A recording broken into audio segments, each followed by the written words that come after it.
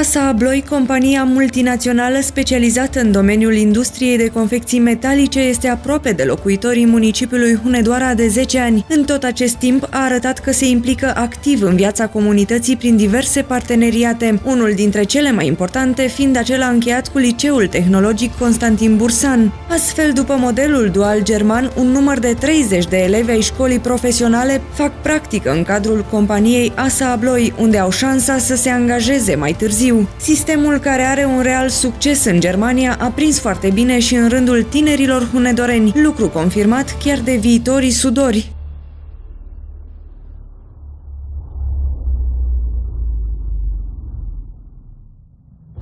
Acum 2 ani am văzut un filmuleț de prezentare al firmei, mi-a plăcut și am ales să vin, să practic și eu, să învăț sudura, că este o meserie căutată pe viitor.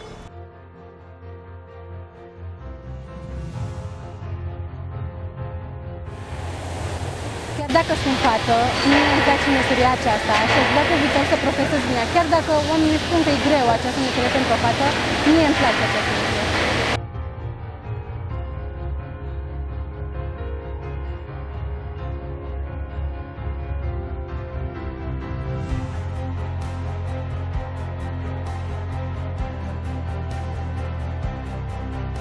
La ASA Abloy, elevii învață direct meserie, dar primesc și o bursă lunară de 400 de lei, din care 200 de lei sunt asigurați de stat, iar mulți dintre ei au ocazia să fie instruiți chiar de părinții lor.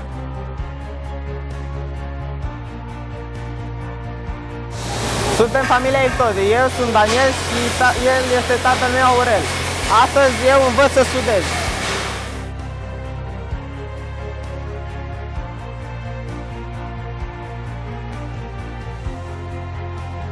Această meserie este una căutată, este ușoară. Mama mea lucrează în această fabrică de 3 ani. Este o tradiție de familie, și mama și tatăl meu. Mi se pare că e mult mai bine că facem practică în fabrică. O să ne fie mult mai ușor când o să ne angajăm după terminarea școlii.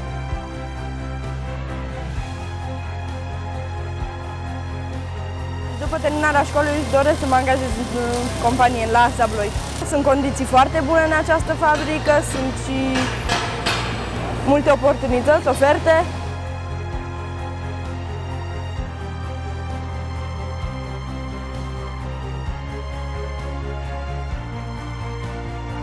Sudura, la fel ca alte specializări industriale, este din ce în ce mai căutată, însă multe școli profesionale nu au mai avut-o în programă vreme de câțiva ani.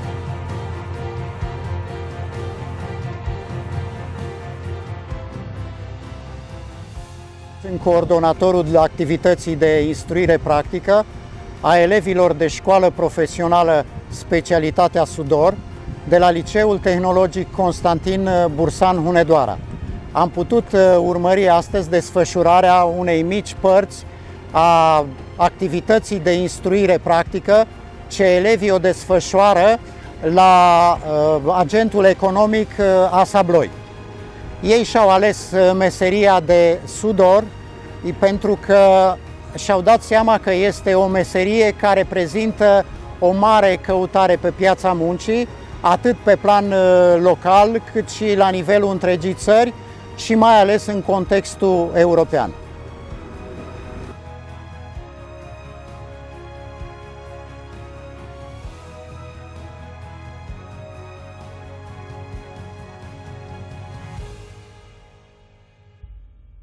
La ASA Abloy, oportunitățile sunt multe pentru tinerii practicanți. Compania nu doar că le poate oferi un loc de muncă stabil, ci și posibilitatea de a progresa. Un exemplu de reușită este Sebastian, un tânăr serios care la doar 27 de ani ocupă o funcție de bază în multinaționala specializată în domeniul industriei de confecții metalice.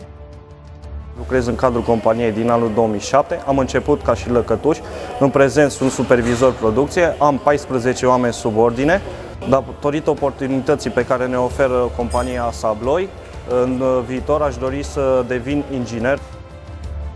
Prin parteneriatul încheiat între Liceul Tehnologic Constantin Bursan Hunedoara și ASA Abloi, tinerii hunedoreni beneficiază de un alt model de educație, un sistem dual în care învață lucrând chiar în compania unde ar putea fi angajați după finalizarea școlii. Pe lângă toate aceste avantaje, elevii se bucură și de o clasă ultramodernă, iar asta tot datorită companiei ASA Abloi.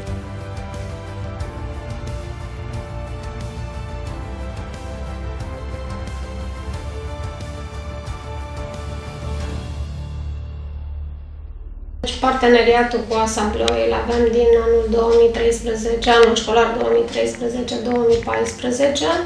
când Ministerul Educației ne-a permis să creăm clase de școală profesională, iar agenții economici din oraș au fost interesați să-și pregătească elevii.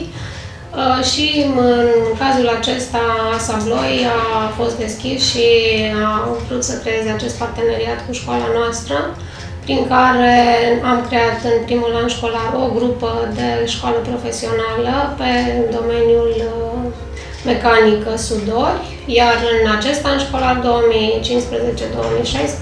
deja am creat a doua grupă de clasă de școală profesională pe același domeniu.